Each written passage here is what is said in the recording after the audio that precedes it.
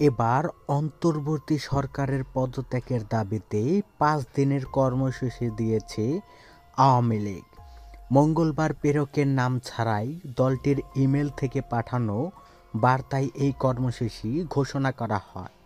এতে বলা হয়, আওয়ামী লীগের গৃহীত কর্মসূচিসমূহ: ১. পহেলা ফেব্রুয়ারি শনিবার থেকে ৫ই ফেব্রুয়ারি বুধবার লিফলেট বা প্রচারণপত্র, ৬ ফেব্রুয়ারি বৃহস্পতিবার প্রতিবাদ মিছিল ও সমাবেশ, ১০ই ফেব্রুয়ারি সোমবার বিক্ষোভ মিছিল এবং সমাবেশ, ১৬ই ফেব্রুয়ারি রোববার অবরোধ কর্মসূচি এবং ১৮ই ফেব্রুয়ারি মঙ্গলবার দেশব্যাপী সকাল সন্ধ্যা কঠোর হরতাল ডেকেছে।